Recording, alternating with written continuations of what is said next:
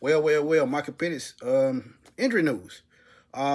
He has a bone bruise, another bone bruise, and really that one hadn't healed.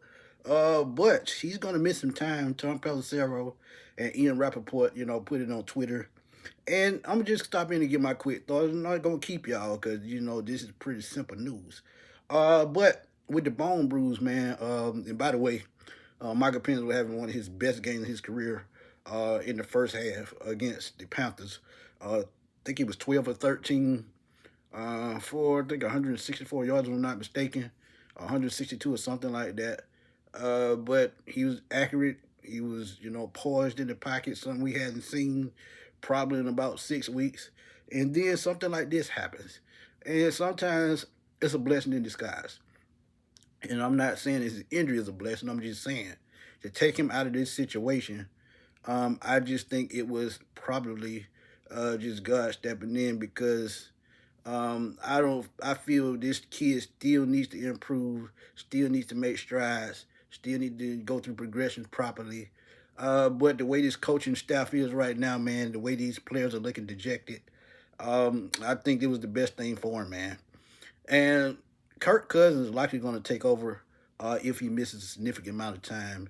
And even if he goes on injury reserve, he's going to be out to at least week 15, week 16 or something like that, which means just sit him down for the rest of the season. And I know I was one of the advocates that said you got to let this kid take his lumps. But at the same time, let Kirk Cousins go on and play out the last of that little $27 million that he's gotten paid, but he's got 90 million, so just let him go and finish the season, man. Don't even risk this kid's future. Because y'all got to remember he's coming off two horrific knee injuries in college. And then his bone bruise is probably because, and I'm not a doctor, but just my thought. This bone bruise is probably because how much ligament he has left in those knees. Because when you have ACL injuries, sometimes they have to remove cartilage and restructure this and restructure that, and sometimes they can't save it and it's bone on bone at certain points. So this could be the case, and I just think Michael Penix probably just needs to shut it down for the season, and I pray he stays with the Falcons because we know changes could come and if they decide to move on from Raheem and Terry Fontenot, who knows what the future holds for this kid in Atlanta? Because sometimes GMs, coaches, they want their own guys. And who's to say Michael Penix fits that mold? But the bone bruise, I think is going to be a significant problem for the rest of the season. This is another reason why I said just shut it down, man.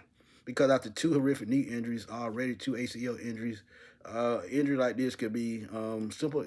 A simple injury like this could lead to more problems. So he's going to miss significant time, I think. And I said that on last night's post game show. And if y'all missed that, man, that was a hell of a show. It's pretty long, but I had Falcon fans coming in giving their thoughts, and a lot of us had the same ideas as to what was going on in the front office.